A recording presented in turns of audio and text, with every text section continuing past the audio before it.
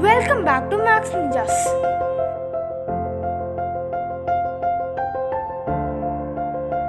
We discussed about the closure property of whole numbers and commutative property, and in the previous class we discussed about associative property. I told you I will be coming with the distributive property in the next class, so I am here with the distributive property.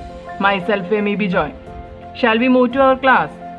See, distributive property comes in two cases. I will write the formula first. After that we can discuss about that. Okay. See, distributive property of multiplication over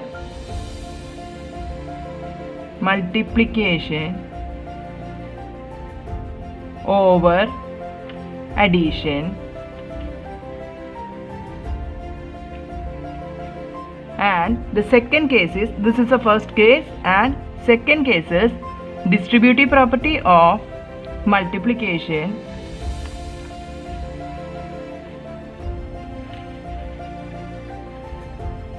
over subtraction.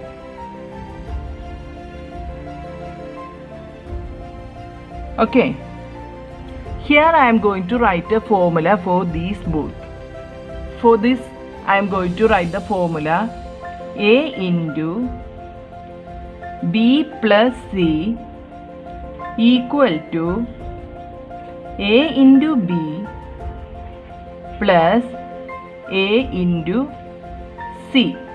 Okay, for this I can write as A into B minus C equal to A into B minus A into C.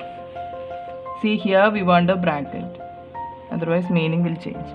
See, I told you distributive property of multiplication. See, this multiplication sign we are going to distribute for B and C. Here also this multiplication sign we are going to distribute for this B and C. See, that's why the formula came like this. Okay, I will explain this by showing you some examples. In this example we are going to find the total number of chocolates. See, our task is to find total number of chocolate. We already know the formula. Formula comes like this: A into B plus C equal to A into B plus A into C. I am going to show how the formula is going to satisfy here. We are doing the same in two methods. Method 1, method 2.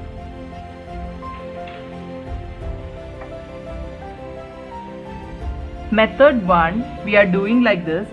See, 2 chocolates are there in each group.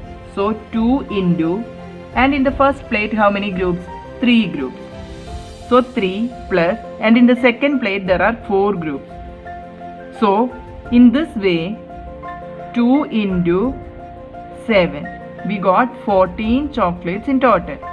And in the second method we can do, see, we are going to find the total number of chocolates of the first plate. That means 2 into 3 plus, and total number of chocolates in the second plate is 2 into 4, that is 6 plus 8, total is 14.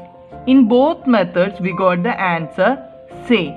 That means I am going to conclude that whatever numbers you are taking from the whole number set, this formula is satisfying. Which formula? A into B plus C equal to A into B plus A into C.